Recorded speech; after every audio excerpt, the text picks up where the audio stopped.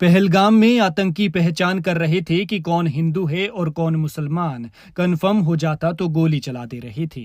इसी बीच नजाकत अली 11 लोगों की जान बचा लेते हैं। नजाकत को फर्क नहीं पड़ा कि वो उन्हें नहीं जानते, उनसे उनका कोई वास्ता नहीं है, कुछ है तो सिर्फ इंसानियत।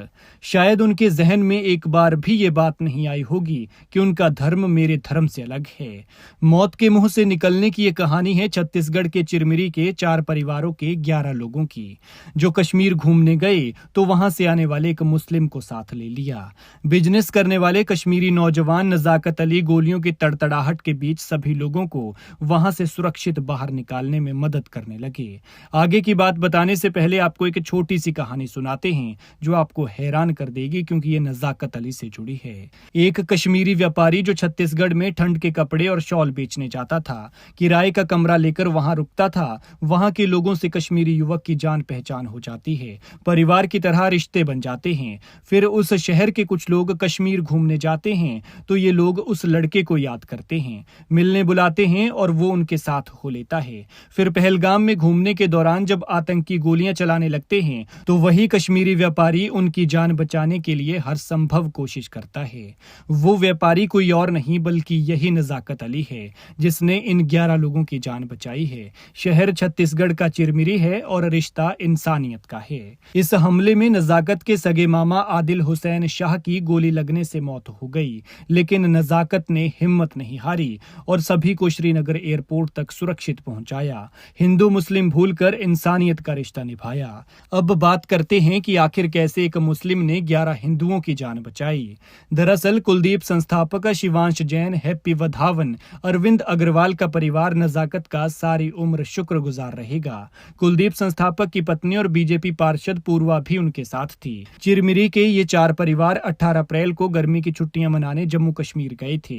22 अप्रैल को घोड़े पर सवार होकर बेसरन घाटी घूमने पहुंचे, तभी आतंकियों ने अचानक फायरिंग शुरू कर दी। बच्चे रोने लगे, लेकिन नजाकत ने सूझबूझ दिखाते हुए एक बच्चे को पीठ पर बैठाया और एक को गोद में लेकर वहां से जंगली रास्ते के बीच से निकल पड़े और चोरी छिपे रास्तों से चारों दंपत्तियों को पार्किंग स्थल तक सुरक्षित पहुंचाया। इसके बाद एयरपोर्ट तक छोड़कर आया।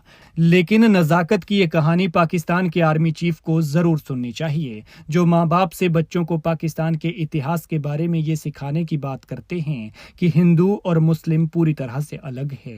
नजाकत की कहानी बताती है कि हिंदू मुसलमान होने से पहले ये दोनों ही इंसान हैं। लेकिन नजाकत की कहानी अकेली नहीं है। वो तो खुद और अपने साथ घूम रहे उन 11 लोगों को बचाने में कामयाब रहे, लेकिन सैयद आदिल हुसैन, जो नजाकत के सगे मामा थे, वो ऐसा ही नेक काम करते हुए वीर गति को प्राप्त हो गए।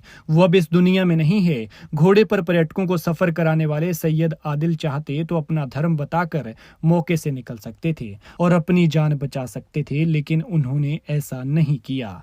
आदिल आतंकियों के निशाने पर नहीं थे, लेकिन जिन पर्यटकों के साथ थे उनकी ढाल बन गए। पहले आतंकियों को समझाते रहे, रोकते रहे कि इन्हें मत मारो, ये मेरी बहनें हैं, बेकसूर हैं, ये पर्यटक हैं। लेकिन जब आतंकी नहीं माने तो सैयद आदिल उनसे भिड़ गए और उनकी राइफल छीनने की कोशिश करते रहे।